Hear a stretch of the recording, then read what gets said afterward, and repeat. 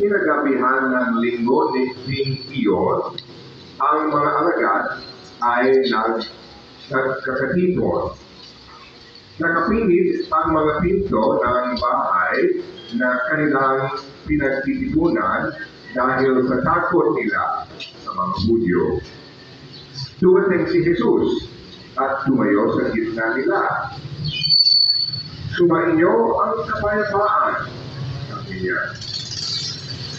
Sabi nito, pinakita niya ang kanyang mga kamay at ang kanyang magiliran. Tuwang-tuwa ang mga alagad nang makita ang Panginoon. Sinabi naman ni Jesus, sumainyo ang kapayapaan. Kung paano sinugo ako ng Ama, gayon din naman, sinusugo ko kayo.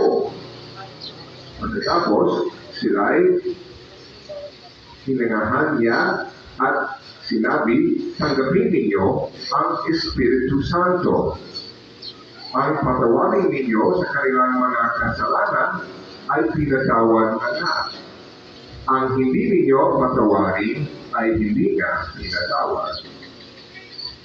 Ngunit si Tomas na tinaguri ang kambal, isa sa 12, ay wala roon na dumating si Jesus.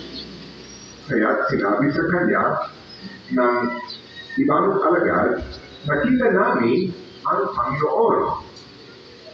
Sumagot si Tomas, hindi ako maniniwala hanggat di ko nakikita ang butas ng mga pako sa kanyang mga kamay at isusuot dito ang aking daliri at hanggat hindi ko naipapasok ang aking kamay sa kanyang magiliran. Magalipas ang 8 araw, muling nagkatipon sa loob ng bahay ang mga alagad. Kasama sila si Tomas. Nakapilit ang mga pinto, ngunit pumasok si Jesus at tumayo sa gitna nila. Sinabi niya, sumainyo ang kapayapaan. Saka sinabi kay Tomas, tingnan mo ang aking mga kamay at ilapit dito ang iyong daliri. Ipasok mo ang iyong kamay sa aking kagiliran.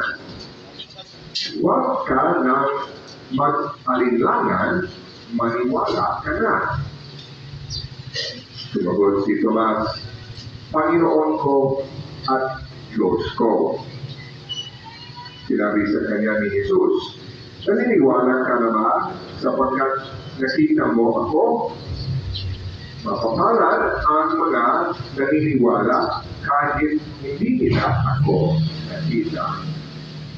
Marami pang kababalaghang ginawa ni Jesus na nasaksihan ng mga alagad, ngunit hindi natasala sa aklat na ito. Ang mga natala rito ay sinulot upang sumampalataya kayo si Jesus ang Mesiyas, ang anak ng Diyos, at sa gayoy magkaroon kayo ng buhay sa pamamagitan niya. Ang mabuting balita ng Panginoon. Pinuri ka namin, Panginoon Yesu Cristo.